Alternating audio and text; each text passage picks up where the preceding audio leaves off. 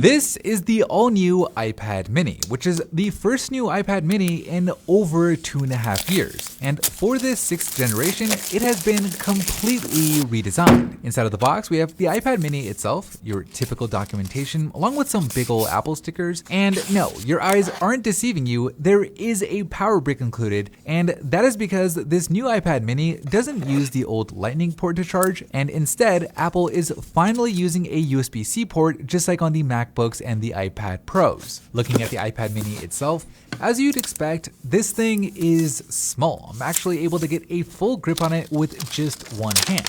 We got it in the Starlight color, which looks mostly silver with a slight gold hue to it depending on how the light is hitting it. And of course, we have that all new design with the squared edges that match the look of the new iPad Pros and the new iPhones. But outside of the design, the next big thing you'll notice here is the display, which is now an 8.3-inch screen compared to the 7.9-inch screen on the last gen. And this is despite the device itself not being any bigger. To make this happen, Apple made the bezels thinner by getting rid of the forehead and the chin, which means there's no more physical home button and you get the same swipe gestures as you do on the iPhones. Now, the quality of the display itself is just okay. It's not the best iPad display Apple makes. It doesn't have the smooth ProMotion refresh rates or mini LED like on the new iPad Pros, but at less than half the price, well, you can't really expect it to. But if you're coming from an older iPad mini, you're not necessarily going to be disappointed, with the better screen to body ratio being a huge plus. So while Apple got rid of the physical home button, you still do have a fingerprint scanner. It's just now at the top combined with the power button. There is no Face ID, but the fingerprint scanner works just fine since it turns on the screen and unlocks it in one fell swoop. But something that's kind of unusual to see here at the top is the volume rocker. Typically that's over on the left side, but this time around Apple decided to put it right at the top. On the right side of the device, we have the dock for the Apple Pencil 2, which snaps on there magnetically and charges at the same time, which is a nice feature to see. At the bottom, there's that USB-C port we were talking about earlier. And one thing worth pointing out here is while it looks like there are 2 speakers at the bottom and 2 speakers on the top, you're not actually getting a quad speaker setup like you do on the iPad Pros. There's only 2 speakers in total, so one at the top and one at the bottom, with those other grills most likely just for the microphones. Okay, let's talk about the cameras, with the first one being that new 12 megapixel selfie camera, which is not only a big step up over the 7 megapixel sensor from the last gen, but it's also an ultra-wide camera. And by ultra-wide,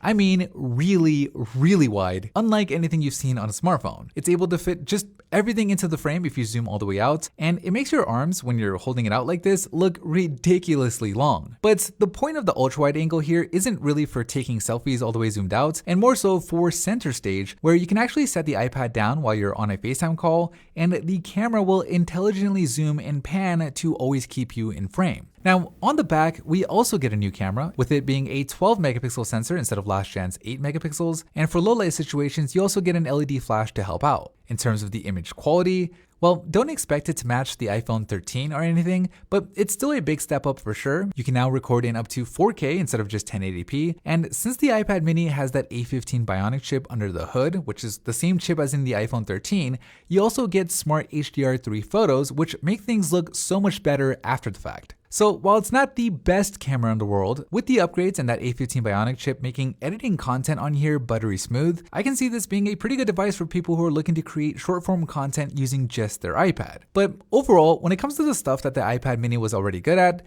well, it just got better. The bigger screen makes browsing the web and reading ebooks better. The USB-C port allows it to charge faster. The new ultra-wide selfie camera makes video calls way more convenient.